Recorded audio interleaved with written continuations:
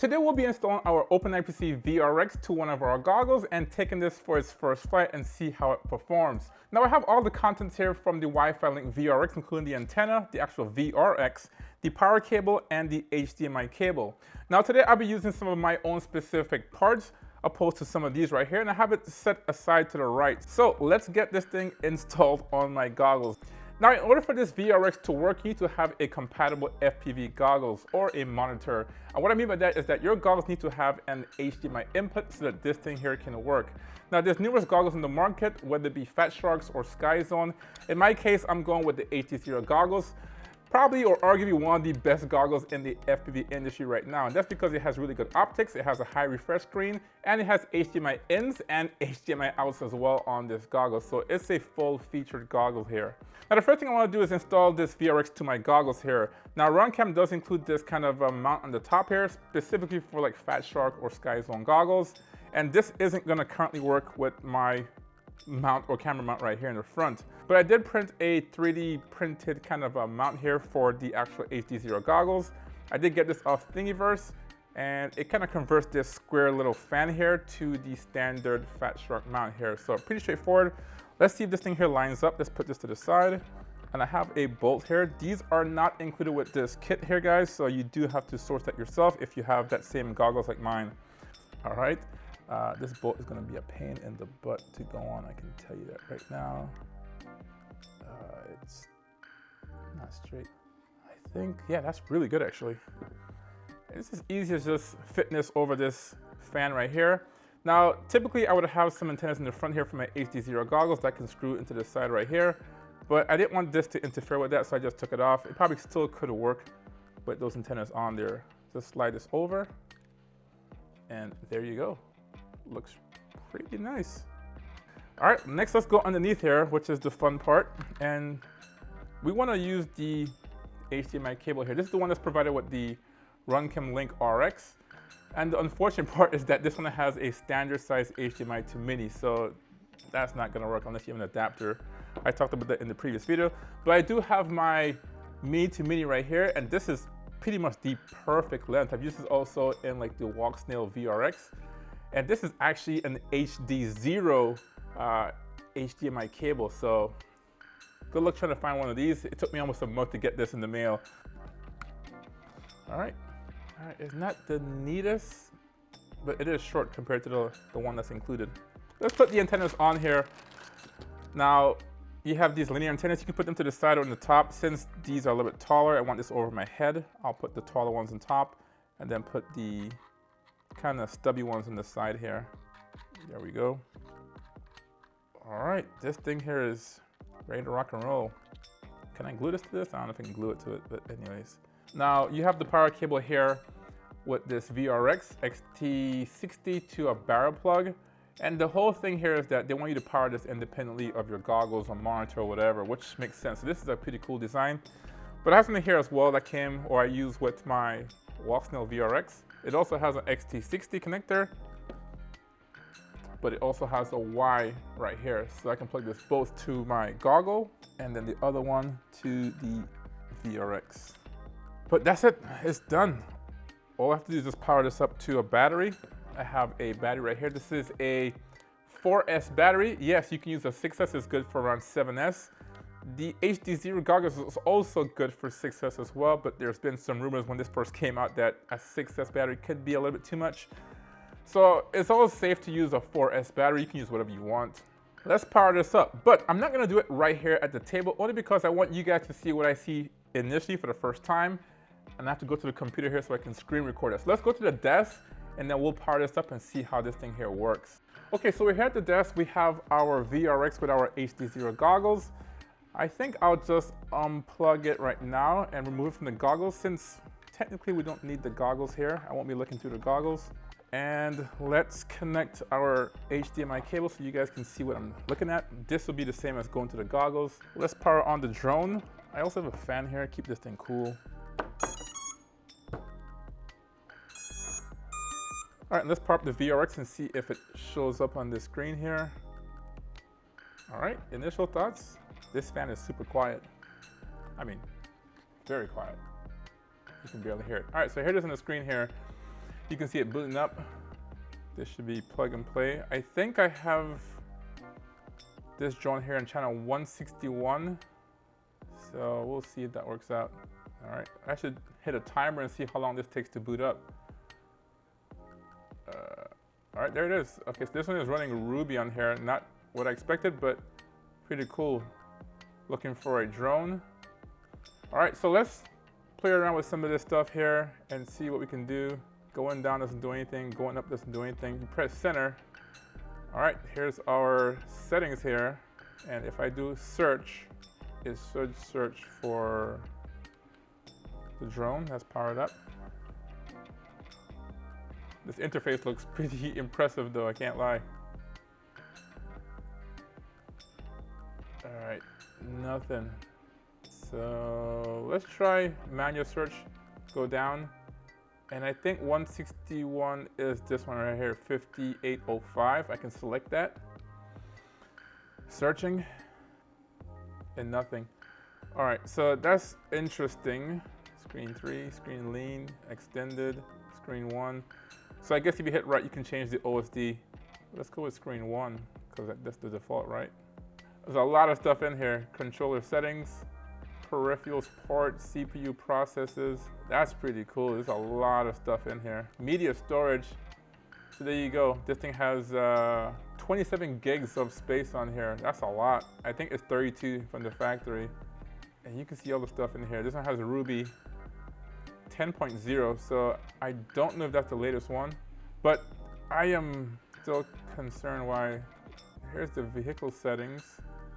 General, can't change when not connected. Radio links, same thing. I suspect you can't do anything here unless you're connected to the VRX. Let's try a scan one more time.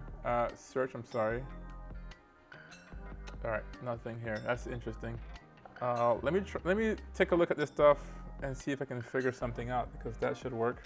Okay guys, so some updates here. I did reach out to Mario FPV, and he kind of helped me up here to get some clarification on what's going on here.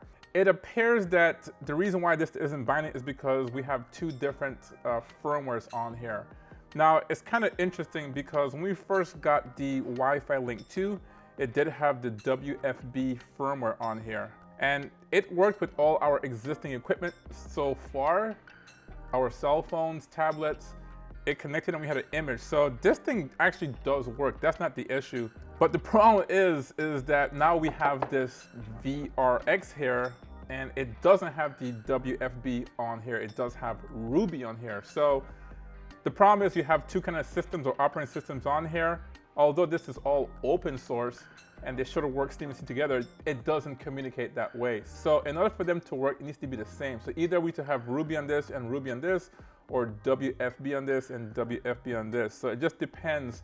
As I said before, it's kind of interesting because these products both came from Runcam. So it seems like they went with this one initially to get it working with, say, your cell phones, your tablets, and once they pushed out their finished product, which is this VRX, they decided to go with the Ruby. In a sense, it doesn't work straight out the box. I do suspect maybe in the future they're gonna ship these out with Ruby, so Ruby and Ruby is just gonna work initially. Now, based on what we saw here, the interface of Ruby, it looks pretty good. It looks like it's a very user-friendly, very refined interface. So the decision I have to make is either to update the VTX or the VRX. So since I like the interface of the VRX, which is Ruby, I'm probably gonna update the firmware on the VTX. Now, whether you flash the VTX or the VRX, there's a risk involved, so just be careful. But I do wanna have the interface and see how this thing works with this interface here. Now, talking to some of the developers, they did say that the WFB does have some advantages in the fact that it has a little bit, just a lower latency or better latency compared to the Ruby. But I want to see how this one here works, especially since I'm already exposed to the WFB with the Pilot Pixel app. I think I've grown used to it, so I want to see a new interface here. So the plan here is to update the VTX so that it can work with my VRX. Now, I did go on the Runcam website. Unfortunately, yes, they do have a firmware to update this to Ruby. Now, I didn't see that initially, but let's take a look at the screen here. And here's the Runcam website. As you can see, WiFiLink 2, which is what we have in this drone right here. and it tells you the latest firmware right here. And it says WiFiLink Ruby. This is 10.7. I think this is actually for the VRX. So it tells you how to install some of the new features, added audio status light, all this other stuff right here, OSD default MSP, and then how to update right here. And they recommend the classic method. And that's what we're gonna do here today. And hopefully this works. So I'm just gonna download the actual firmware. I already done that. In fact, let's insert it right now. Insert the SD card into the camera board. The main board is right here. And then 15 seconds, we'll see if it works. It's gonna take around a minute to work, so make sure you have a decent battery on your drone so it can do the full firmware upgrade here. Here we go, here's the WiFiLink 2.8 Ruby. So let's unzip that. And here's the two files that they spoke about. We're just gonna copy this and put this to the root directory. And then here's the root directory of that SD card. Put it on here, we're just gonna paste it. And it's on the SD card. Let's see if this bad boy works. Here's my SD card. We're gonna take it out. We're gonna put it in here. Hopefully this thing, I'm kind of nervous, guys. I really don't want to damage this VTX. All right, SD card is in. Let's power on the drone. I don't even have a timer. Where's my phone? All right, I can see a green light in there. Let's start this. 15 seconds, it should go into update mode. I'm just looking everywhere. I can see a green light. Hopefully it's doing its thing. I don't know. We can't see anything. It's clearly over a minute now, guys. It's like a minute and 30 seconds. What the hell, bro? The light's still on, guys. It's been 2 minutes. I'm getting a little nervous here. Dude, I don't see any green lights. All right, it's been 3 minutes. I think if I power this down, I would give it ample time. I mean, it shouldn't take that long. It says a minute. I'll leave it till 5 and then I'm gonna power it down and see if it actually cleared the contents on the SD card or not. All right, what I'm gonna do here is I'm gonna eject this card here, and what I wanna see is if there's any file on it. All right, it didn't do anything. You can see right there, WFB, so it's still running WFB. But what I'm gonna do is I'm gonna power cycle it and see if that changed anything.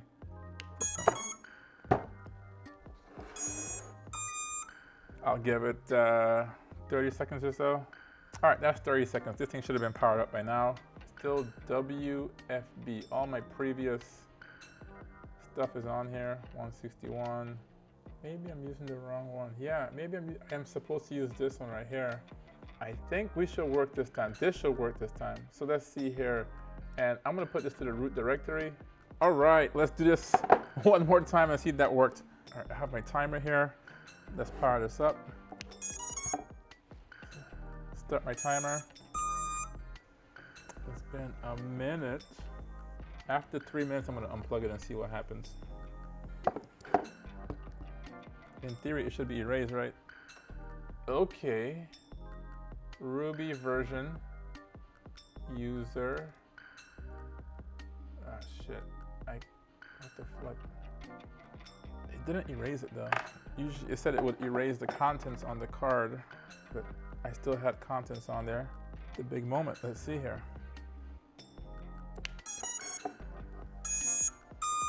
I'm not necessarily sure if that's gonna connect and power on, but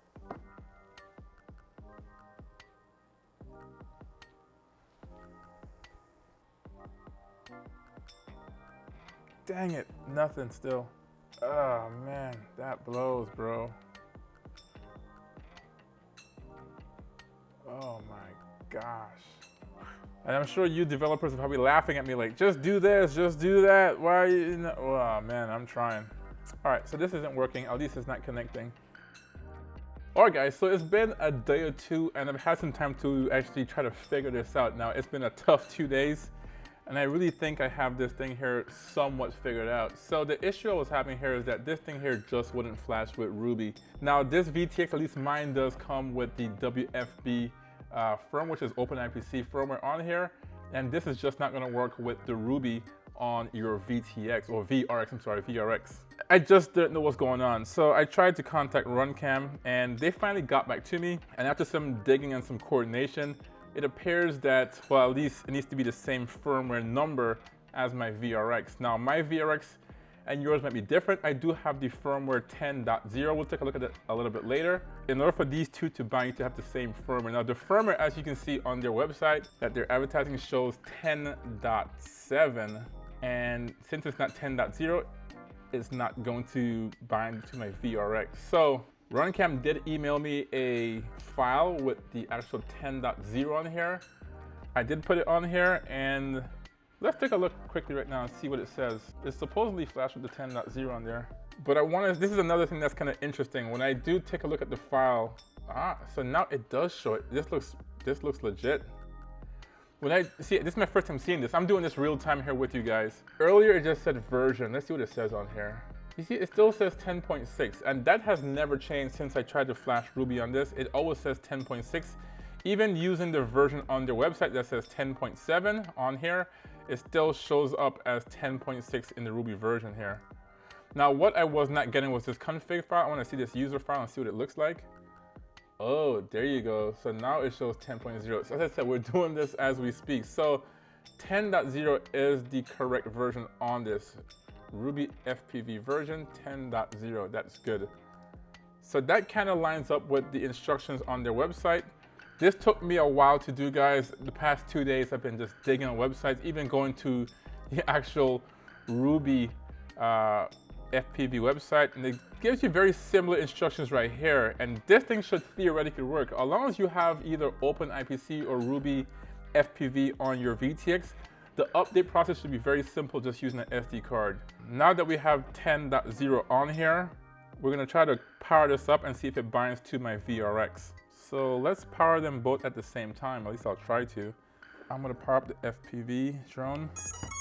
All right, and let's power on this VRX. And I'm a little bit more hopeful now because it's the same firmware number, and we'll see if that works.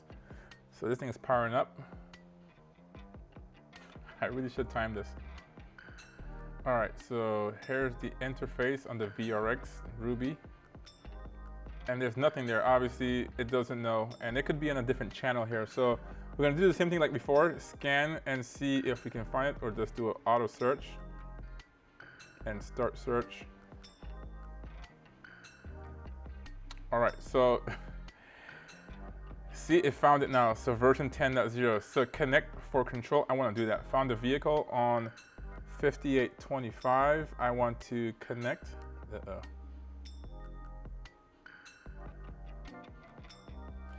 Let's see here. This is all right. It's flashing, going crazy here. Is it working? It's working, guys. Jeez, I'm excited. I can't lie to you, but this is my first time seeing this. This is literally the first time I'm seeing this. And okay, your drone has 10.0 and your controller has 10.0. All right, so now this is one cool thing about Ruby FPV, and I think that's why Runcam put this on this VRX. It's a little bit more user-friendly, and you can actually do updates wirelessly. So let's try it and see if it works. So yes. And it should update the actual VTX. We'll see about that. Now, I wonder if the information here, if it was current, would update the actual VTX, like a newest version on this. But it's doing it. Now, at least we have an image. I don't know anything about this settings on here, if it's on 720p 60 or 1080p or what, the baud rate or anything. This is my first time using this. Your drone was updated. It will reboot now. Let's say hit OK. There's a lot of information on the screen, guys. All right, we're back online. Video stream, radio link. There's a lot going on. Now, let's see here if we can change some of this stuff. I think if you go to the right, you can change the OSD, make it simpler. So all that stuff that was on the screen, all that clutter is now gone. Let's go to the right. That's the initial one. I don't want that. This one seems to be the least intrusive.